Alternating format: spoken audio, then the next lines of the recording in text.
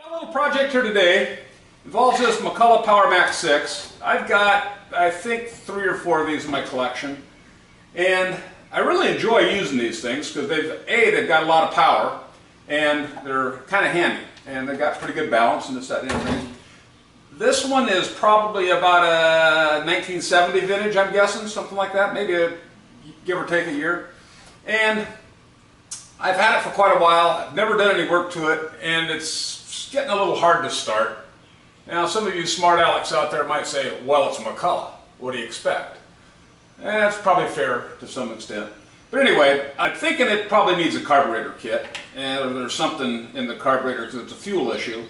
So we're going to go ahead and take the carburetor off of this, take a look at it, and if I need to, I'll probably order a kit and put a kit in it. So let's go ahead and take this off. I need to dump the fuel out of it because the fuel tank's integrated into the flywheel cover here, and the carburetor is right underneath there. So we need to dump the fuel out and then pull this cover off, and then we'll get to the carburetor.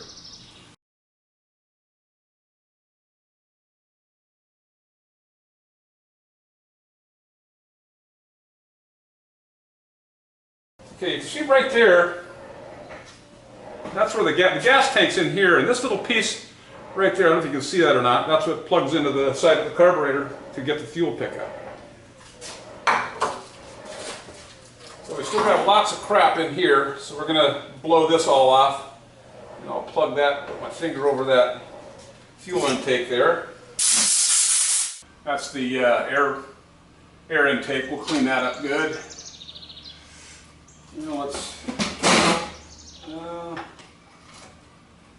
By golly, I think I see a problem. All right, there's a problem. And let me tell you what the problem is. There's no gasket there on the intake. I'll show you. Right there this is an insulator right there. And there's supposed to be a gasket between the carburetor and the insulator, and there is nothing there. And now let's see if there's a gasket underneath here. There's supposed to be one underneath that insulator as well. That's what's left of the gasket right there. How about that? So that's our problem. Okay, it looks like there's a gasket underneath there.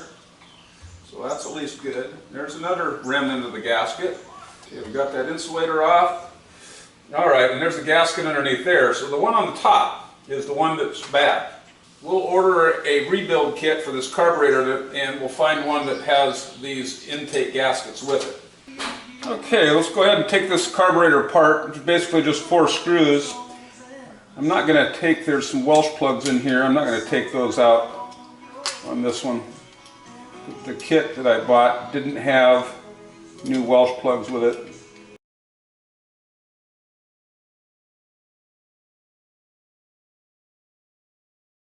Actually, this gasket and diaphragm don't look too awfully bad, to be honest, so I think I'm going to try to save those in case I need them in a pinch.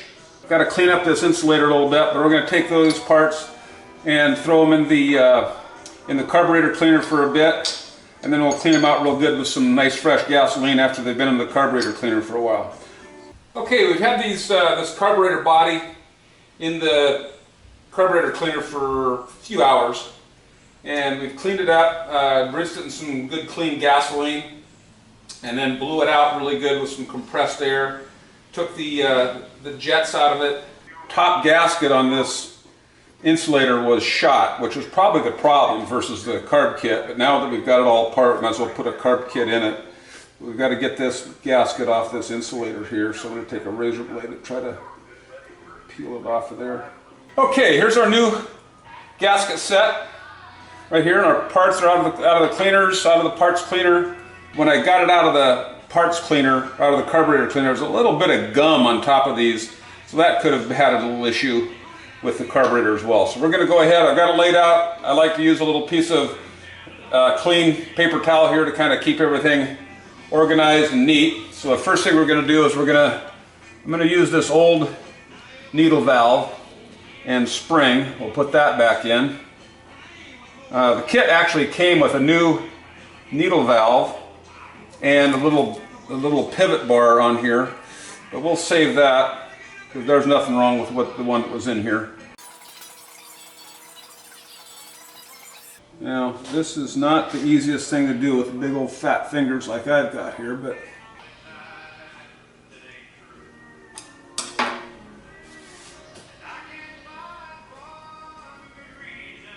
there we go.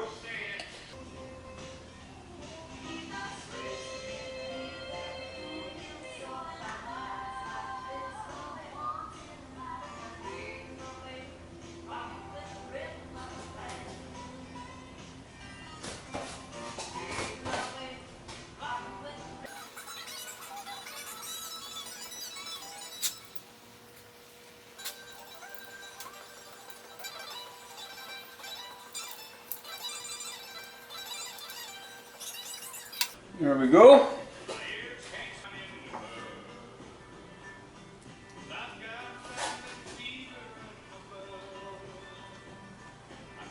I'm going to put these needles in.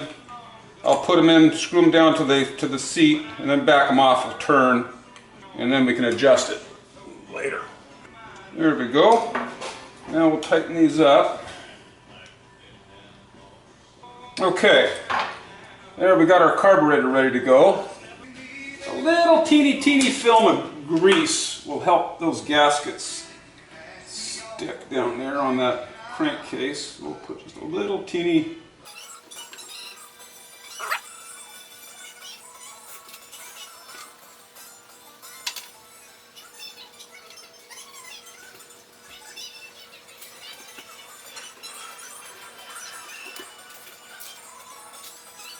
Take a little awl like that I've got that I can use as a lineup tool. Make sure I get that in there right.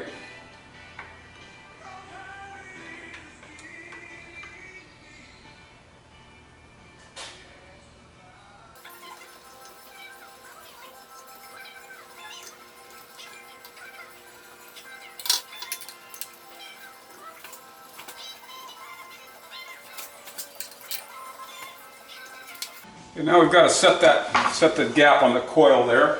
Got that at 10 thousandths.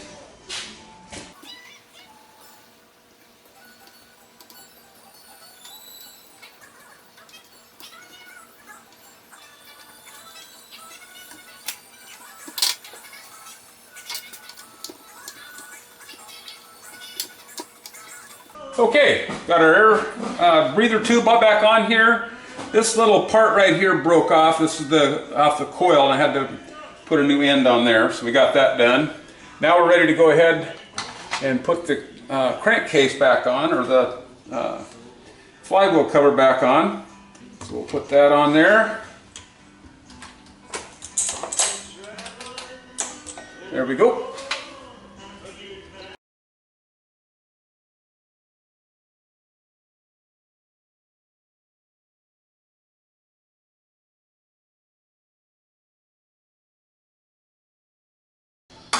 Okay, let's put a little fuel in there.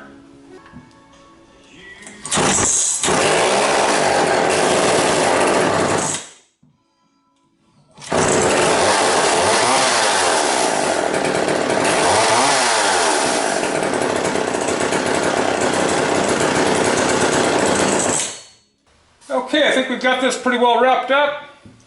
Let's give her a start here and see what we got.